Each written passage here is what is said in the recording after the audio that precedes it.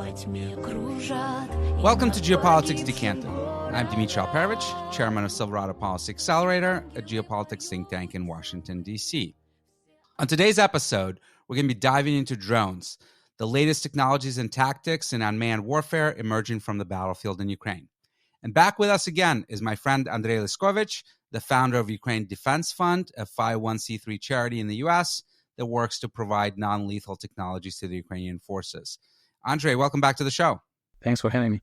So, Andrey, we had you on at the end of last year, and you were absolutely fantastic, one of our best listened episodes, talking about how those capabilities are actually used on the front lines. But it's been a while now, 9 months or so. A lot is changing, and it's changing on almost day-to-day basis. There's so much to discuss.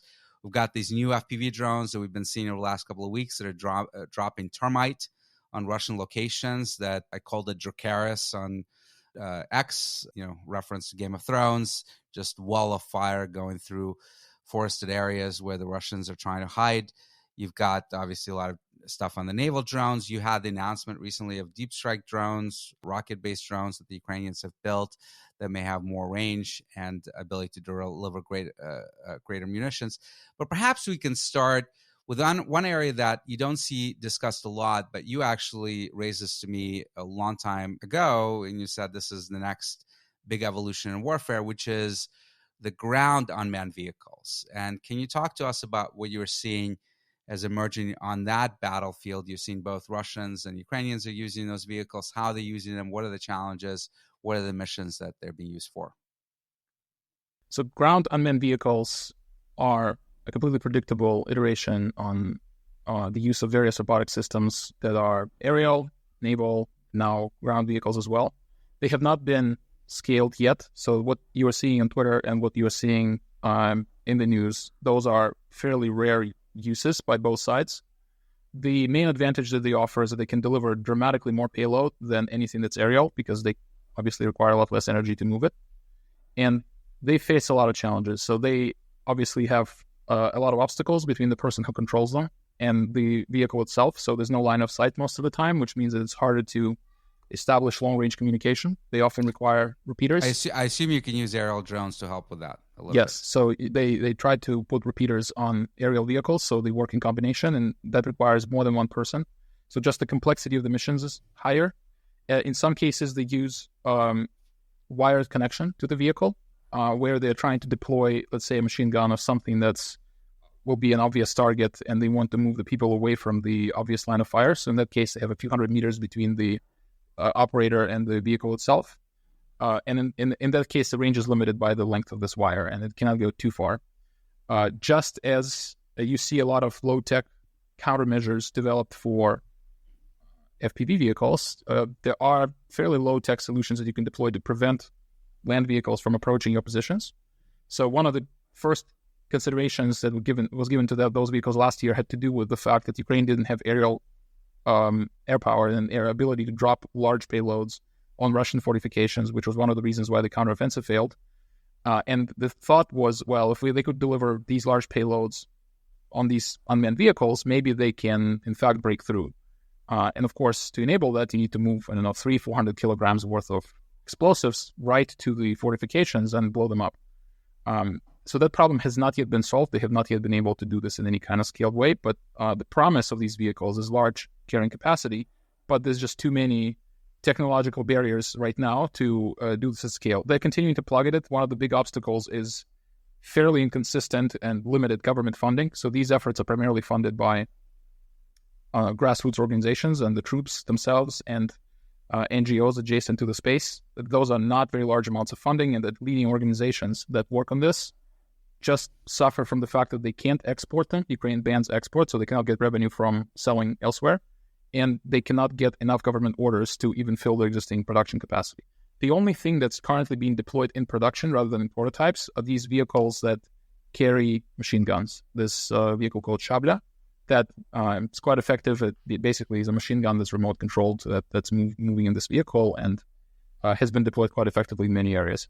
The rest, they're still behind the scale of aerial vehicles, and the main changes that happened since we last spoke in December had to do with aerial vehicles and EW kind of countermeasures to those. And is the main challenge really just the power required to move a large weight of explosives? On an aerial vehicle, yes. Basically, the largest... I mean, on the ground vehicle. The ground vehicle can carry a lot. They can carry 400 kilograms. The question is, how do you maintain control over the vehicle when you don't have line of sight? And even when you have an aerial vehicle controlling it, it still needs to have... If it's moving between the trees, it's still obstructed because of there are trees, there are various other obstacles, there is terrain challenges, and then it needs to move through various types of terrain, which, again, if you have any kind of thought given to preventing their approach, you will dig trenches that they won't be able to mount. So there are certainly ways to counter them and counter their approach.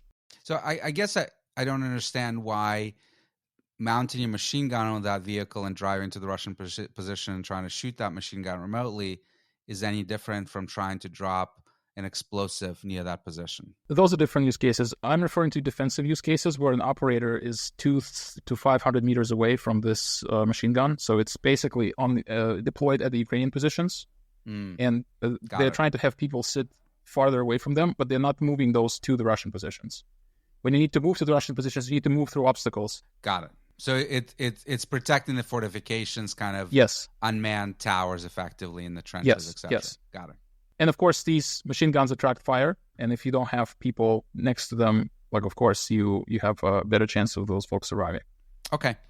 All right. Well, let's talk about the aerial situation. And, when we last talked to you, it was all about FPVs. I'm guessing that that's still the predominant drone that's of great importance, but a lot has changed in the FPV space.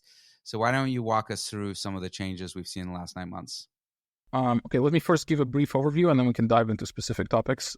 So one of the first obvious developments is that there's been very rapid scaling of FPVs.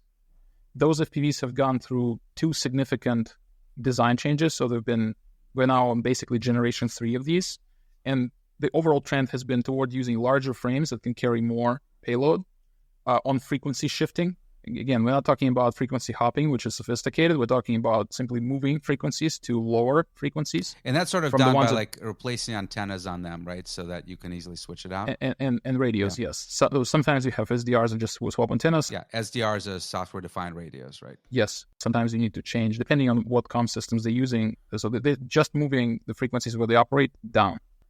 Plus, they are trying to almost replicate what happened the year prior with ISR drones like Mavics, where they were trying to use external antennas, more powerful controllers. So instead of emitting 2 watts, they emit 30 watts. So they're basically trying to extend range this way by strengthening the signal and countering EW measures. So there's been big development. So FPVs have been scaling, and they've been evolving toward larger, more capacity, and trying to evade the countermeasures that the enemy has been deploying. So that's a big trend.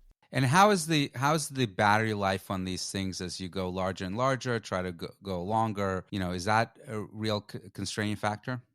So they generally carry, depending on the frame size. So the smaller frame sizes from 5 to 9 inches, they carry from 600 to 900 grams, and so that's basically from 1 to 2 pounds roughly. And the larger ones, the 10-inch ones, that are starting to be deployed in large quantities, those can carry, 4 to 8 pounds of payload, but that, of course, limits their range. So at the highest end, they will carry maybe 8 pounds, and they won't go too far. But the ranges on these are routinely up to 20 kilometers, and the record ones can go up to 40, but it requires repeaters and additional measures. So they're moving the entire frontier. Basically, the trade-off between range and payload, the entire frontier is moving up and to the right, meaning they can do, for any given duration, they can do more weight. For any given weight, they can do more duration. So that's been the trend. And these are just like standard lithium-ion batteries that they have on these things, right? Yes, except for the ones that they're trying to use for anti-aircraft use cases, they're trying to move away from lithium-ion to lithium polymer because they don't work quite well at altitudes above 1.6, 1.8 kilometer, so basically above a mile. And so they're trying to switch to more expensive lithium polymer batteries. And I'm also aware of cases. So another thing that's happening is, besides quadcopters, they're also using planes, effectively the FPV planes, that can go up to 90 kilometers or 55 miles one way. while the vehicle itself is very cheap because it doesn't really have navigation, the pilot manually operates it through the entire duration of the flight. So there's now a way to kind of move pretty far. So they're seriously focusing on moving these two main variables that affect the value of the FPVs provide. So that's a big trend on FPVs. The other major development is scaling of so-called bombers. So these vehicles that are larger vehicles, multi-copters, multi-rotors that carry a lot more. So they can carry, I would say, from 70 to 100 pounds, maybe even more. And their range is between 20 to 35 miles. So depending on how much payload you put. So those are certainly very valuable for certain cases. So they're primarily used at night. And they're used for four main use cases. If you were to follow X, you would assume that they're mostly used to hit tanks. So this kind of deep strike where they go far into the Russian territory, where they find a vehicle, they destroy it. That's probably the least frequent use case. The most frequent is remote mining. They're used to drop large, 20, 30-pound mines that are along the logistics routes for the enemy. The second one is hitting fortifications. So something they cannot do with FPVs. If you've seen recent footage from Russian fortifications, they are very thick concrete walls. So a lot of obstacles to anyone who's trying to use an FPV. Plus, they use nets, they use fences. So all these low-cost methods that allow you to make FPVs almost useless. Of course, if you drop a much larger payload, nets are not going to help. And so these are used for hitting the very front line with these larger payloads. The third use case, very important, it's actual logistics for Ukraine. They have quite a few cases where they cannot easily move vehicles between rear depots and the very front lines to resupply them with water, food, and just the basics. So for some of the units, this is the only lifeline they have. The reason why they can't, because they get hit with enemy FPVs. If you have a vehicle, it immediately becomes a target, it's visible, and it starts getting like an entire swarm of FPVs to hit it. And basically, that's a major use case. And the fourth is deep strike. So yes, they do fly farther, and they're able to drop things on tanks, etc. They use it as one of the missions. So that's continuing. So the fourth major point I would make in terms of what happened since December is a major exponential expansion of mass marketed EW. So we're not talking about large systems like Bukovel or Nota, like these big complexes that kind of you mount on a truck and has big antennas and so forth. Yes. Yeah, I'm talking about something that looks like a brick, like it really you can hold it in your hands, that covers a very... Handheld, basically. Maybe a little heavy, but... It could be handheld, but they mostly use them on vehicles. It could be used as a handheld. So the point of this brick is that it basically jams a limited range, maybe 50 megahertz evenly. So if the drone operates within that range, if an FPV drone operates in that range, it basically loses telemetry and control, so it basically falls into the ground. And these mass market EW devices, they are produced privately and they cost very little. Basically, for $1,000, you can buy this yourself. And the company that's making them, the leading vendor, has been growing exponentially this year, and probably 10% of their orders are government orders and 90% is decentralized. And so what this has done... This is a company in Ukraine. Yeah, company in Ukraine. They kind of rely heavily on Chinese components, on amplifiers and antennas, but there's now efforts to diversify that and manufacture even PCBs in Ukraine. But that's still not scaled in Ukraine. So I'll talk about this later. This talk about Chinese export controls and the wave of those that was announced on September 1st. So far, it has not had a lot of effect, but they are preparing for it in case it does. So this mass expansion of EW that's completely decentralized, which means you don't really know who has them, has various downstream effects because they basically jam the entire spectrum, not just for the enemy, but for everyone.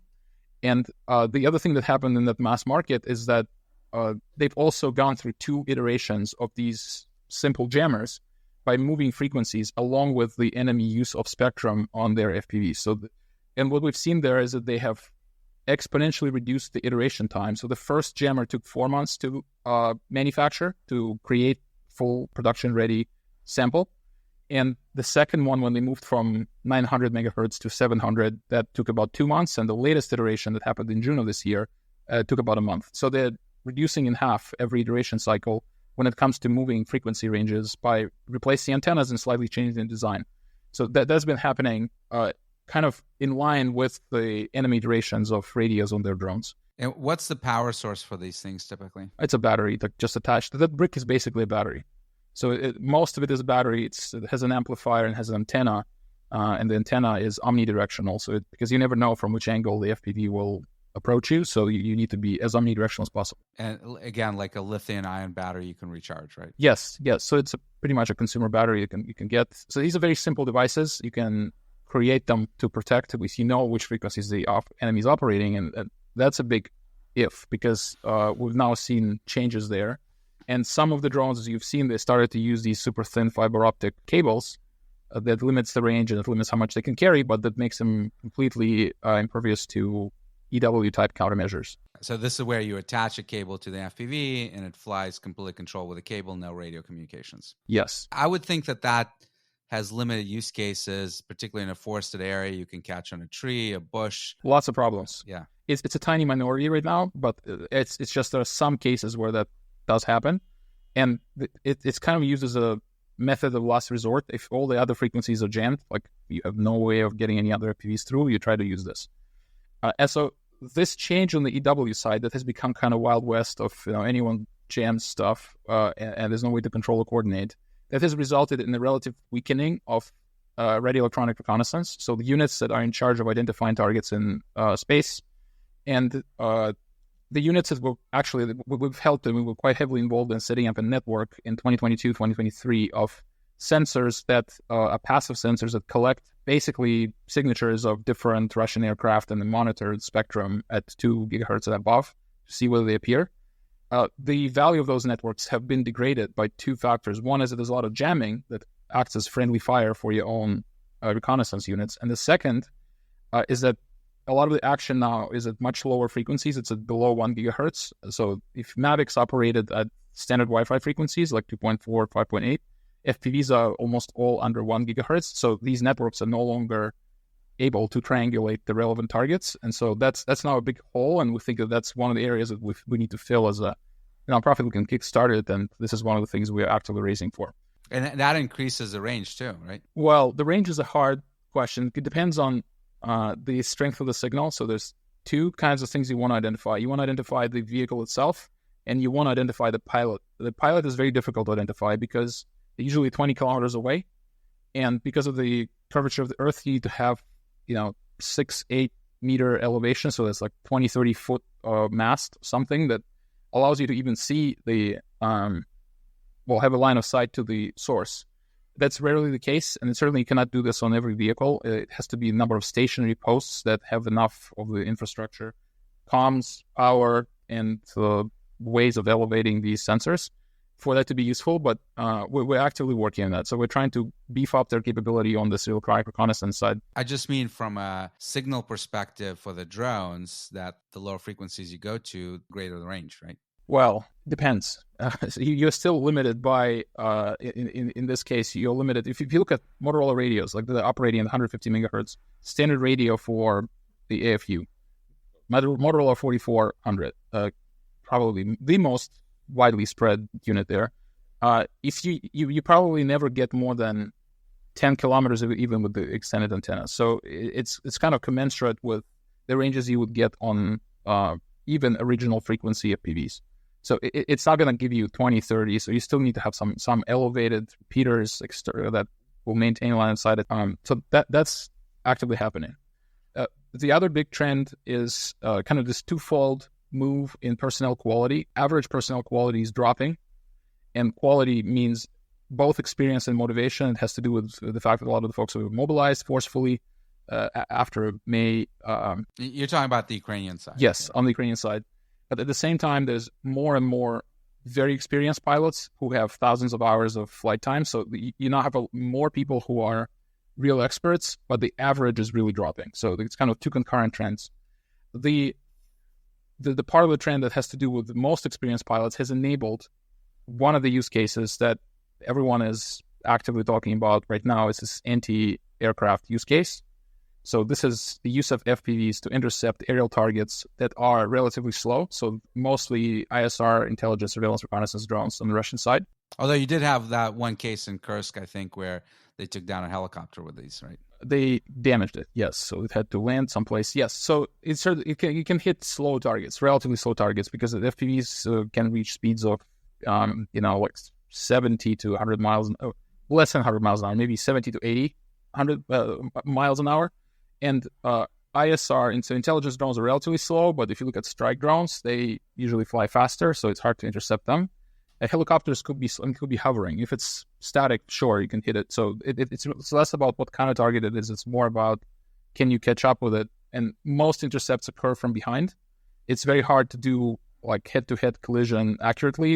Of course. It's just from what I hear, the pilots try to do it from behind, and therefore they need the FPV to have a higher speed than the target, which is hard to achieve for some targets now, but they will change the design. They will kind of work on reallocating weight from payload to batteries, so it can reach higher speeds and maybe even do kinetic intercepts instead of shrapnel.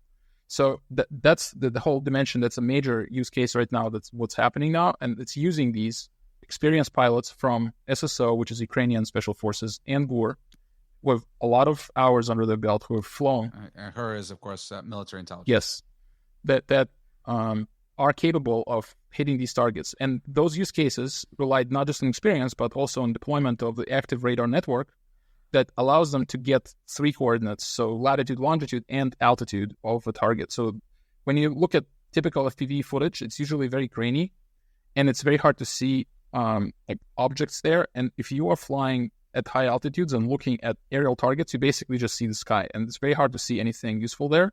So unless you have a way of getting close enough to the target that the target itself has high contrast from the video, you are not going to find it. So and then you change altitude. So it heavily relies on access to radars. Some of these radars were available since 2022, but there's been very little coordination between the AFU, RER, so this radio electronic reconnaissance function, and the people who are FPV pilots. And so the lack of coordination made it hard for them to assist these FPV pilots in getting close to targets. So now they've improved cooperation. They are now doing these joint missions where they get close to the target, and then the FPV pilot takes over and hits the target from the back. So is this sort of like let's program it to fly to a particular location, and then the pilot takes over? Well, they just guide the pilot toward where he needs to go. So they provide precise live coordinates of where the target is. I mean, how does that work in practice? Is there someone next to the pilot that's sort of like more to the right, more to the left, that type of guidance? Yes. I mean, they basically show them a screen, and the pilot knows where they are, and they just try to get close enough to there. So they need to get to the general area, and then they look up basically and try to identify where the target is vertically and approach it from behind and hit it. The challenge is there's the 2 challenges there. So one is the effective missions are mostly conducted by super experienced pilots, but there's been quite a few people attempting this with low cost means. So basically interceptors that cost between $1,000 and $3,000 that have been hitting Ukrainian aircraft. So there was a lot of friendly fire episodes with people who are using the fact that the Ukrainian aircraft takes off or lands, meaning it's much lower altitudes, they're much easier to identify.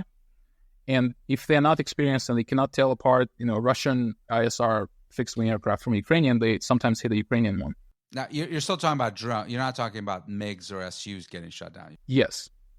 I'm talking about fixed-wing drones. So these are not large planes, but still, it hurts. So there's been a concerted effort to try to put markers on these planes, and you might have seen videos where they almost beg, don't hit me, like in Ukrainian, implying that there's significant issue with friendly fire, at least in some cases. So I've gotten very contradictory signals from the folks I talked to.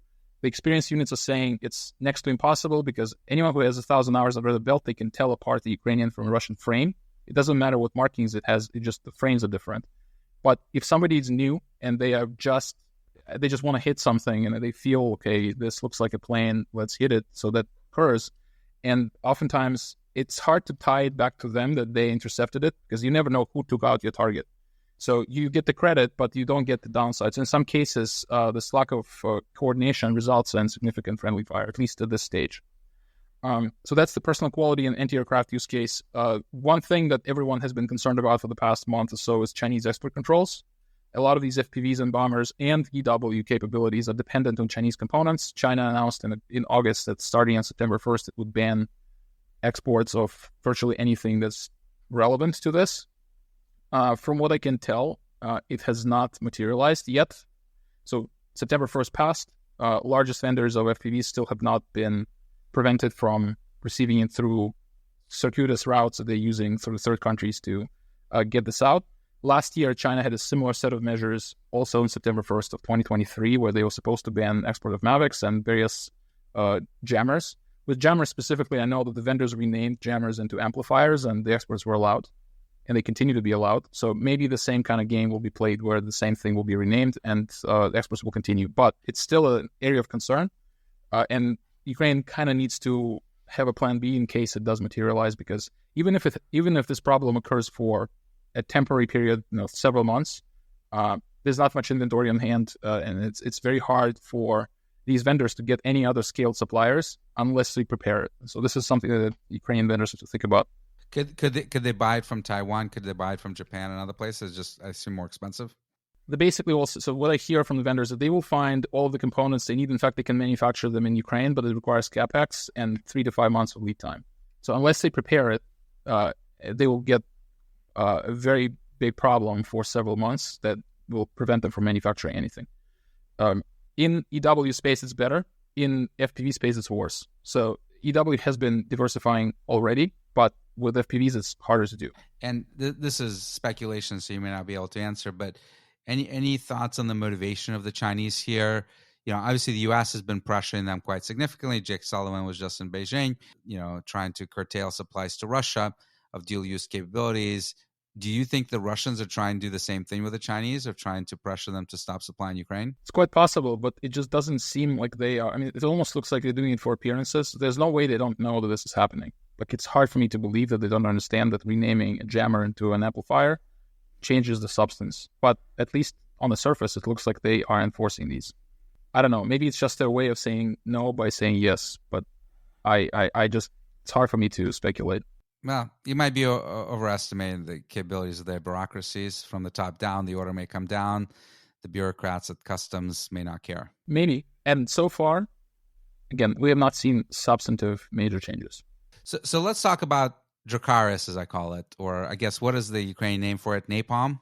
Well, people have different names for it, but yeah, people called it napalm. And yeah, so this wall of fire drone, or one that drops thermite, there are a bunch of videos even today on X and Telegram of Russian soldiers really being considerably worried about this. So talk about what you know about this development. So I don't know the specific model that was used, but the idea of dropping flammable material, it's not new, and people have tried a version of this before, just using different platforms. In fact, now what's different now is that you had a great shot of this. It's like this third-person view of this deployment happening. The question, of course, is, can you deliver the right amount of payload, move in a control pattern without being jammed or intercepted? So this is not a major breakthrough. It's just a change of payload. And it's not the first time it has been deployed. It's the first time we have this kind of video of it, where it does look like a dragon from Game of Thrones. There are a couple of more developments that I expected, by the way, in December that have not yet fully materialized. So I just wanted to mention them briefly. So one of them is the scaling of Land Rovers. I thought they would be a lot more prevalent by this stage.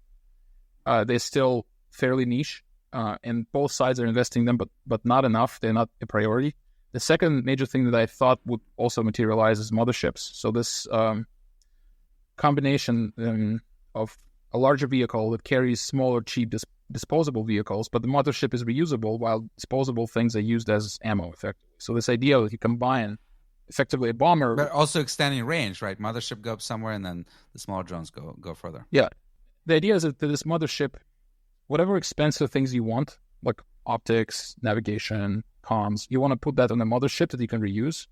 But this last mile stuff that you don't want to throw away every time, so that's a cheap FPV. So the idea is that you will have this larger vehicle, will carry several FPVs.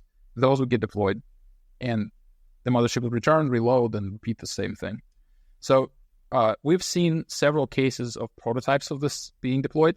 There were videos of Russian ops where they capture some positions by deploying this from kind of a rear, but we don't see, we only see it from the vantage point of the other ship, not from other vantage points. So we don't have a ton of detail on this design. There are some similar prototypes that are being made in Ukraine. However, What the vendors are telling me is that it's not a priority right now because it requires more complex coordination between bomber pilots and FPV pilots, and they're kind of different castes right now. They almost operate separately from each other.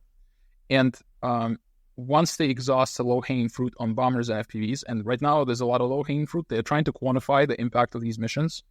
I'm getting a weekly summary from them. So basically this largest vendor of FPVs in Ukraine, they have this doc that they circulate, and the latest doc I see from August, on a weekly basis, they do about 1,000 missions with FPVs and about 1,200 missions with FPVs and about 1,000 bomber round trips.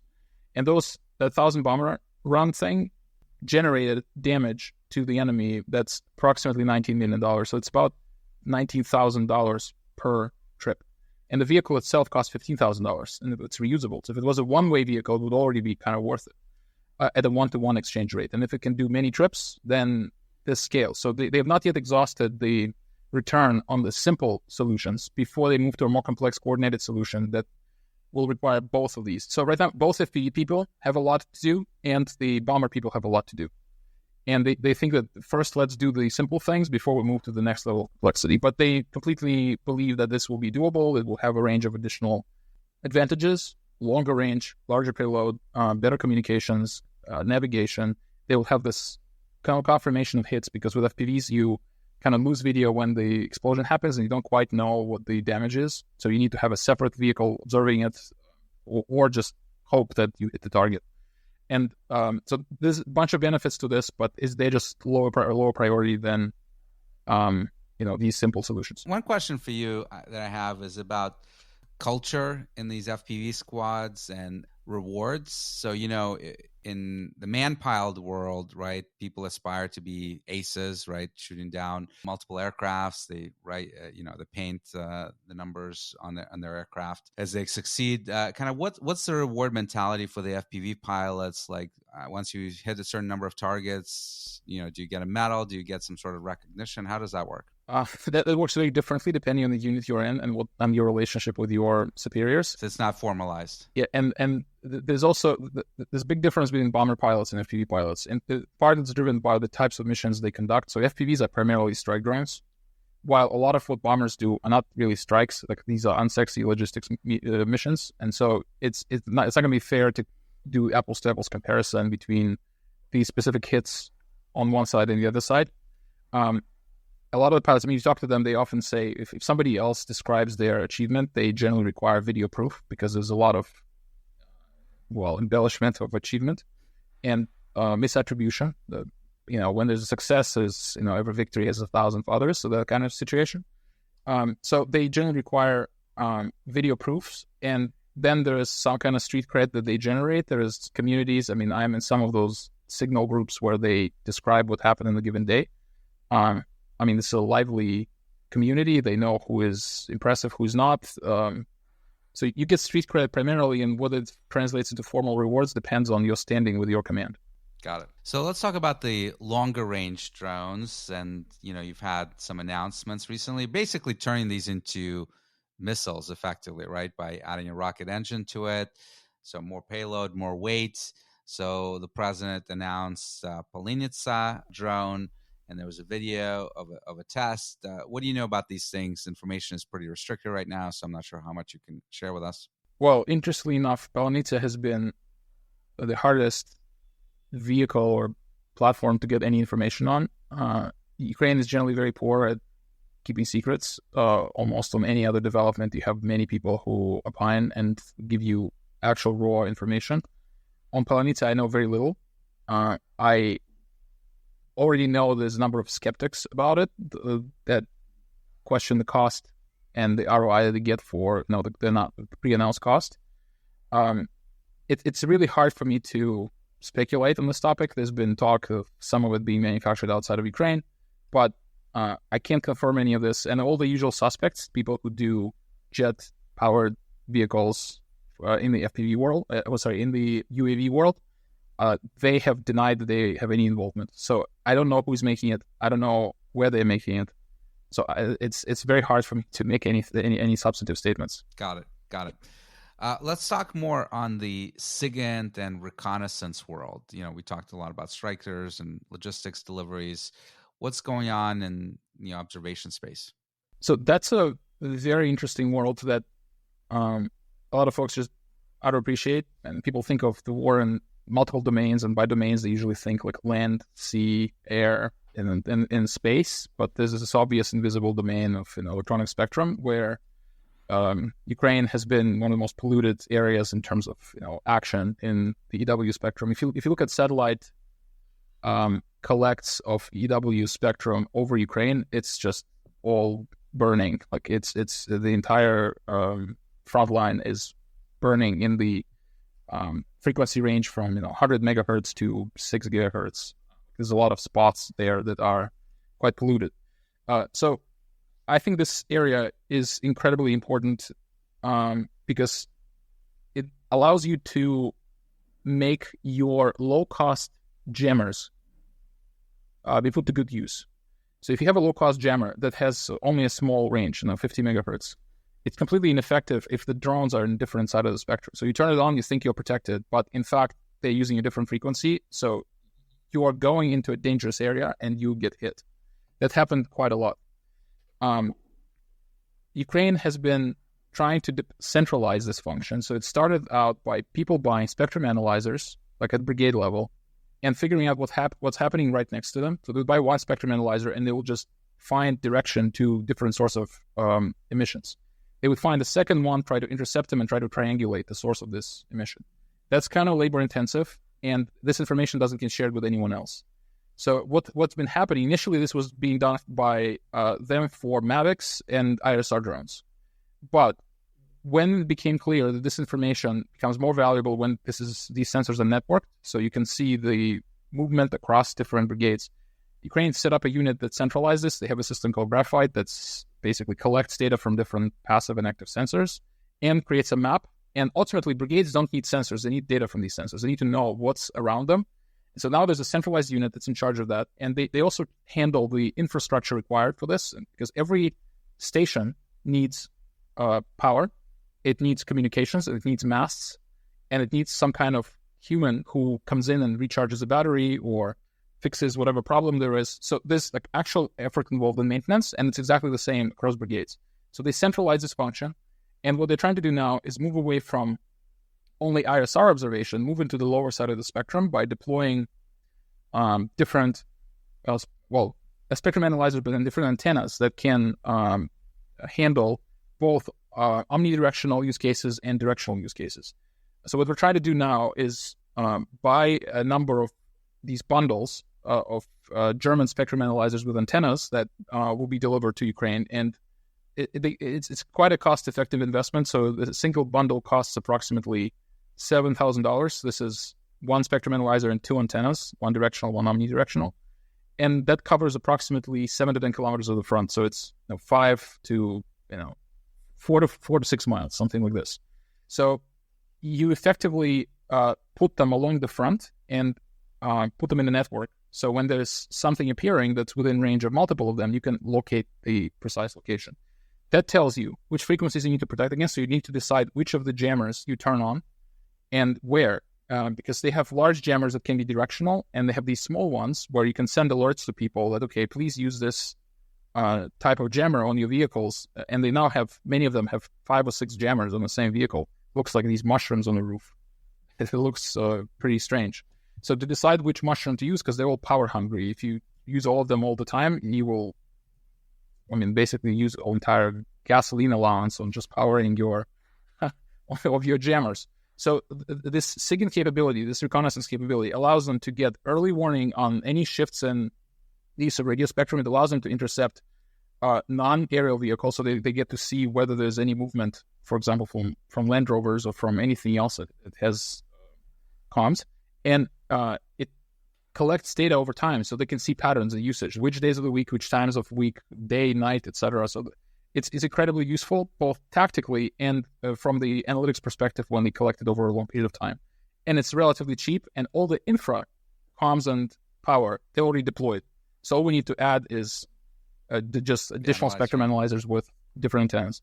So it's, again, for a cost of $700 to $1,000 per kilometer, you cover this new side of spectrum that's very FPV relevant, and this is what we are actively fundraising for and what we're deploying into Ukraine right now. Got it. A few other points I want to hit on.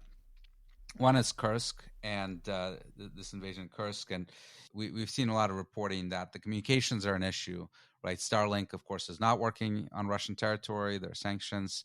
So when they moved into Russia, couldn't rely on traditional communications methods. You can't use the telco networks that's owned by the FSB and their SORM collection platforms. You know, if you go too far, you're out of radio range. So is that an issue that you've been looking at? This is it. This is one of those issues where I've been very directly involved, and unfortunately, I can't say everything I know. But I'll make a few general statements. One is Starlink. The role of Starlink as an asymmetric capability in Ukraine's favor has really changed since 2022.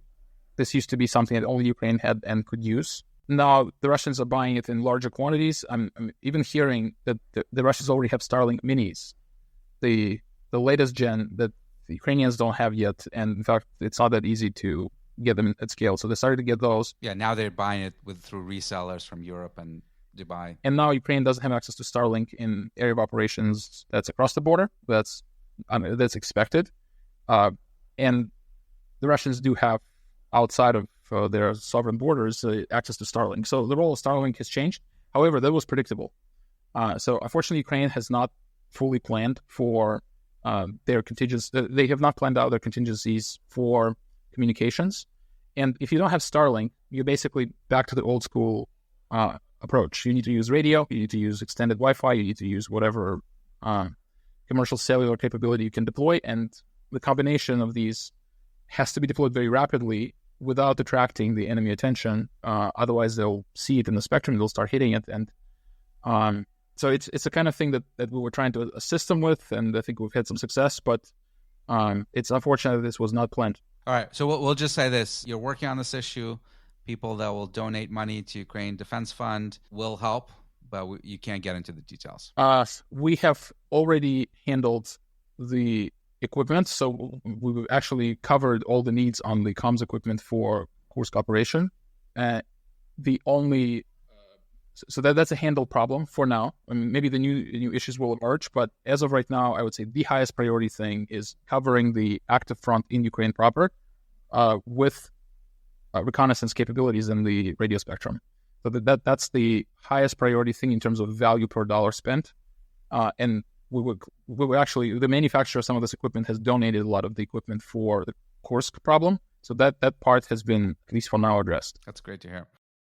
One other thing I know you've been involved in is looking at the usage of satellite maps and commercial available satellite capabilities. And you're one of the folks that have identified that there is a peculiarly large number of requests for coverage of Ukrainian positions and Ukrainian strategic objects that are being tasked from these commercial satellite providers. And surprisingly, some of those objects get hit a short time after those requests come in. And, you think that there might be a correlation there, and that maybe the Russians are able to access some of these communications providers, satellite communications providers, and task them to get information on Ukrainian platforms. What can you tell us about this? I think this is one of the major issues that are easy to solve on the U.S. side, and yet, as of right now, it has not been solved. So the substance of the problem is this. There's maybe for the first time ever, we're in a situation where combined commercial constellations that are controlled by commercial companies that mostly sell these services to the public exceed what's available to, say, Russia. So their national constellation is less than what the combined commercial constellation can offer. And what we're seeing now is that between February 2022 and beginning of this year, over 60,000 images were taken over Ukraine. And when you look at the locations where they were taken, they cover the entire country, not just the front, but a lot of the rear areas, border crossings, all kinds of military installations in the rear that Ukraine would certainly not have ordered because Ukraine has full knowledge of what's happening within the sovereign borders, which means that basically two possible groups could have ordered these images. It's either allied intelligence, US or NATO or somebody else, or the enemy. because, there are reasons for both to do this. Regardless of who ordered the images, once they are taken with commercial satellite vendors, they end up in the archive that can be accessed by virtually a very wide group of people. Not everyone, but still it's relatively easy to access these archives. Yeah, I think most people don't understand this. It's not just about the request, but once the request is made and the satellite is tasked to take the image, it goes into the library, and then a wide swath of subscribers could access it. Yes. Some vendors delay these images by days, not by years. Again, we're talking few days. Some vendors do not delay. So if you ordered, you get it, but then everyone else can also buy it from the archive. And what we're seeing is that a lot of those areas end up being hit after the fact with missiles. So talking to the Ukrainian general staff and the folks who monitor the strikes, they believe that there is a very strong likelihood that these images are being used either by being ordered directly through intermediaries or by being accessed after being ordered by legitimate users, by the Russian agents. And that challenge is gnarly because space intelligence is one of those areas of asymmetry that the West has over Russia. It's one of those areas where Russia cannot easily scale its own constellation of satellites. Even if they tap into the Chinese satellites, it's still overall bandwidth is less. And even if they have the same specs on those images, so same resolution, it doesn't matter because, well, it's not sufficient that they have this capability as such. The real question is how much of it do they have, because that affects how frequently they can pass over the front and how fresh the images are, and therefore how much tactical value they have. So even if they had the equal size of a constellation as the US and Europe and allied commercial vendors, it would still benefit them to access the Western constellation. The more you have, the better off you are. Yes, significantly. And in fact, they have a lot less. The national constellation that Russia has is order of magnitude smaller than a Western constellation. Commercial constellation, I'm not talking about the military one. So I'm not talking about the DoD-controlled satellites. These are commercial vendors that you can go with a credit card and buy these images. And so this is the challenge that, the vendors deny that they're selling to Russia. It's quite possible they're not selling directly. And so it would be hard for me to believe that they are selling directly. If this imagery ends up in the Russian hands, it's likely through a chain of intermediaries. But it's something that, again, unlike physical equipment, that once you give it to somebody, you lose control over it. With imagery, where you control the entire chain on every single tasking cycle, the West has a lot more ability to cut off unauthorized users. And I think the right solution here, and again, the industry may not be excited about this, but at least in certain areas, I'm not saying globally, but in certain areas, at certain times, it's important to only restrict the distribution of this imagery to the pre-authorized parties. This is how export control on all arms works. And I'm not saying that the entire capability should be declared as subject to arms controls, because they have a lot of commercial users elsewhere outside of Ukraine. But the images taken over Ukraine are not farmers trying to monitor their fields. I myself was able to find the location of a Patriot anti-aircraft missile by simply looking at where the images are being taken. It's basically an intersection of a lot of interest. And I then asked Ukrainian Air Force, like, what is here? Why is it being surveilled? And they say that it's where Patriot stands. And how do you know this? So basically, somebody who has no access to classified information, by simply looking at metadata, can get a lot of military value out of just this data. And you don't even need to see the images. You can just see the metadata, where they're taken, when, and look at the patterns. So it's a major issue. There have been 2 write-ups about this. The Atlantic had a very detailed piece about this, and then Der Spiegel in June, because it's a problem that's not just on the US side, it's on the European side. Airbus is one of these vendors, and there's some others as well. So I think this is an area for the US government to kind of do some kind of fine-tuned approach without affecting business of these companies outside of Ukraine. I'm not advocating for that at all, but there should be a way to restrict over certain areas like Ukraine during active war distribution to only pre-authorized parties, not after the fact moderation, when after you find out they're using, you just slap the intermediary on the wrist and then they set up a new intermediary a day later. So that's kind of where we are now. Makes sense to me. 2 more questions for you. One, talked a lot about Ukrainian drones. What can you tell us about the Russian side and their evolution developments, both ground vehicles, FPVs, bombers, etc.? I obviously know less about their side, but here's what I have collected, again, through my interactions with the Ukrainians. Number one, Russia has historically been stronger on the ISR side and large ISR. So these are Orlans in particular. They continue to make them in large quantities, and it's a fairly effective vehicle. And of course, they're also making Zala and Supercam for in conjunction with Lancet, the strike drone, so that allow them to find targets and direct them. So they're going strong there, scaling it quickly. And of course, this anti-aircraft FPV use case can't deny them that entire advantage, at least temporarily, if it's scaled quickly. So this is a very exciting area that if Ukraine were to push on gas, and unfortunately the government is not fast enough to do this, this is why they're raising money like in a decentralized way. There's a way to deny that those eyes that direct both artillery and Lancet strikes and missile strikes, like Poltava likely was this 50-person hit in Poltava was almost certainly directed by one of these ISR drones. Yeah, this was a hit on one of the military academies, right? The training centers where missile strike with 50 dead, over 100 wounded. Yeah, and of course the target itself, I mean, this is a facility that's completely stationary and has been known since the Soviet times, but the time of strike and whether there will be people there, like that'll require additional eyes in the sky, and they have them. Poltava is close enough to the front. It's about 100 kilometers from the Russian border and closer to the front. So it's a big problem. And so they're pretty strong on the ISR side. With FPVs, they have been very fast at scaling. And what they've done the first time around, so with FPVs, remember the three generations of these shifts. First is 900 megahertz, then 700 that started around January. And around January, they started gradually. So the prevalence of 700 megahertz drones at the front was relatively low, which gave Ukraine enough time to build the jammers in that range and kind of deploy them. What they did in June, they moved to 490, 500 megahertz range, and they did it very quickly. So they scaled that deployment, giving a lot less ability for Ukraine to adjust.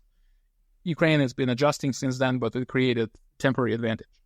There's been a lot of concerns on the Russian side. If you read their Telegram channels, they complain about the fact that there's still a lot of manufacturing of the old frequencies.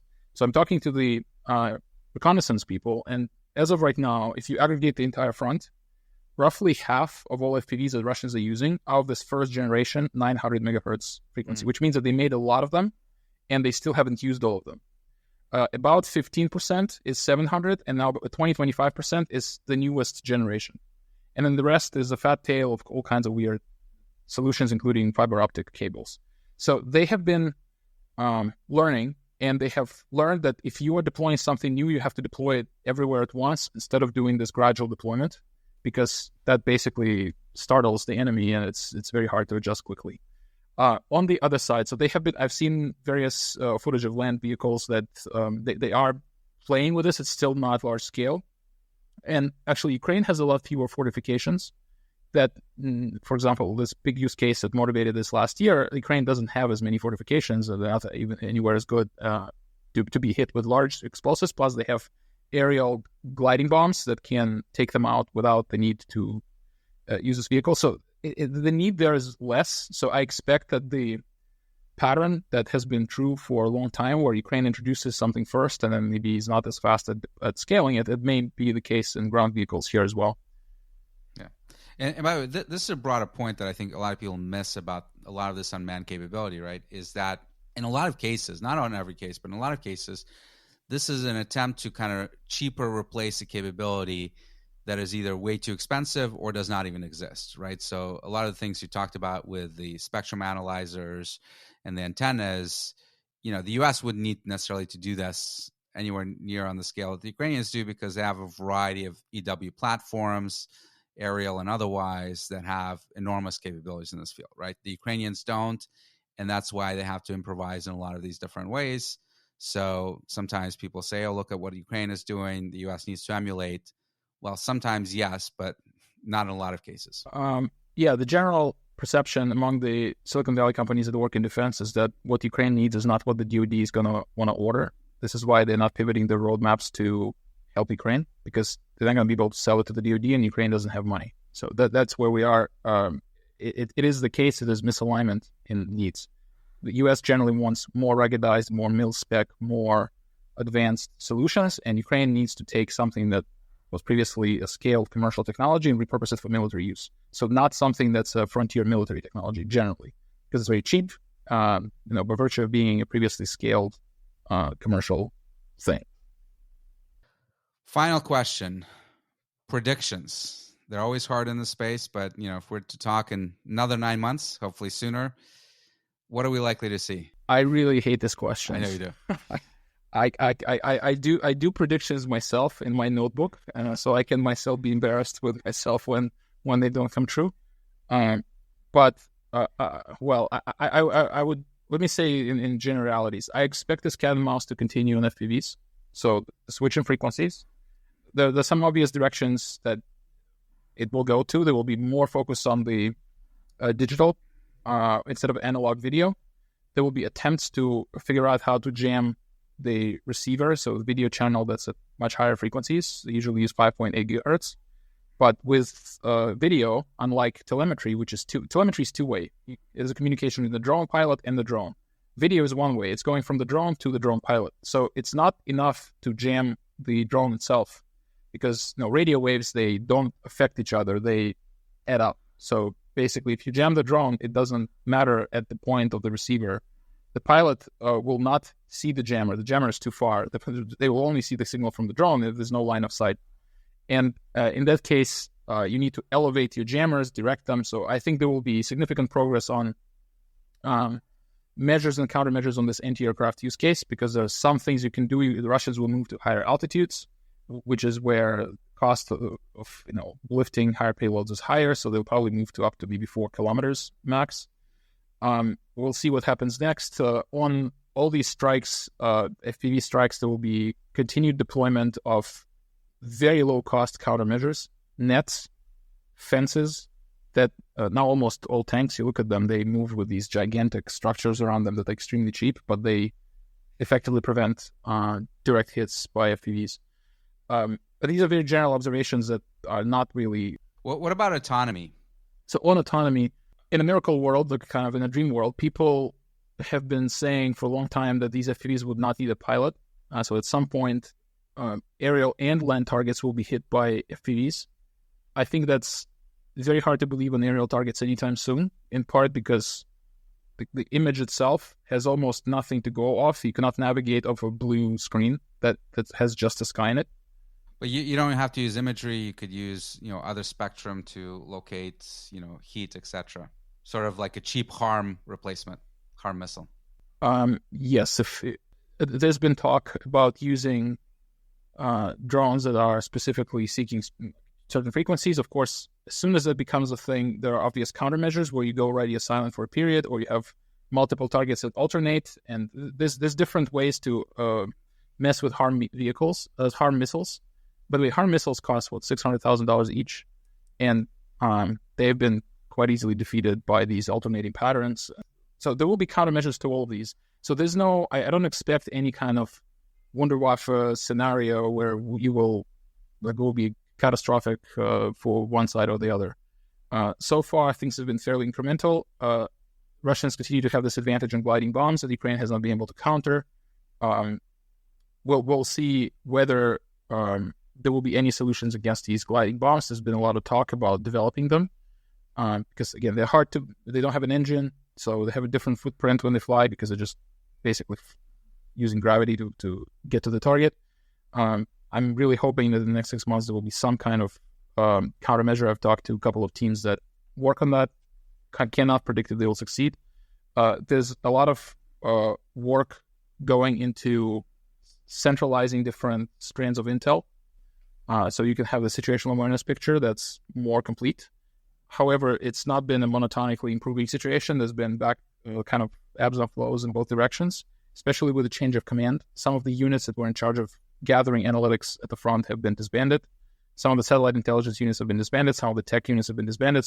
And now some of them are being reinstituted. So it's very hard to predict what's going to happen. Macro facts are not great looking.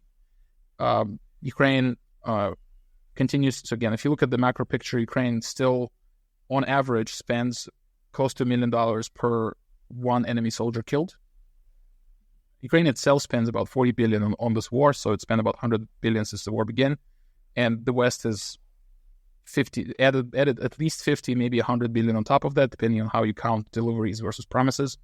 And that means take your estimate of how many Russians were killed. If it's 120K, then you are already above 1 million per person. So we're in a very high number of the resources allocated per enemy killed, and the Russians have something like 500,000 person force. Well, killing that at the same rate would cost $500 billion, which Ukraine does not have and will not get from the. Yeah, but that's not the only way you win wars, by killing everyone. Yes, so I'm saying at the macro level, the things are not like promising, but it doesn't mean that. The point is that the efficacy gains from smart deployment of systems that coordinate, that are not just acting in a siloed way that they have been for a long time, have incredible ROI. The fact that you can have these bomber drones deliver $20,000 worth of damage on average on a single flight, even if the platform itself is 15K, scaling those that quickly before the enemy develops countermeasures, that's kind of the key thing to do. And we'll see if this new reshuffling of the cabinet will help get the government behind these scaling efforts, because so far it's been lagging substantially. But I don't know if this will happen. I'm not capable of foreseeing all these dependencies. Ukraine Defense Fund, you want to tell quickly people how people can donate? And you've already heard the great work that's been done, spectrum analyzers, antennas that are so needed, comms equipment that's being used in the Kursk offensive. What do people need to do if they want to donate you money? And they'll get a tax deduction if they do. Well, in my experience, you have the most incredible audience of all the podcasts I've appeared to. So last two times, each time we've raised close to $130,000 each. All right, folks, you heard that. Let's beat that number.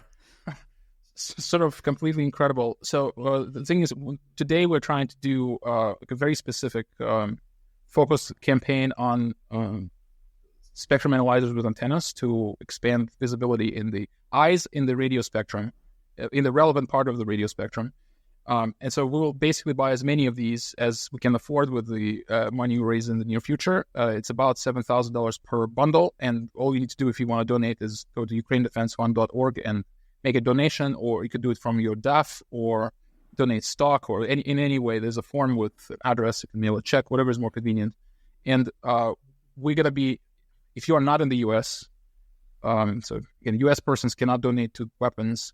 There are Ukrainian NGOs that are raising for these anti-aircraft use cases, hitting the Russian ISR drones.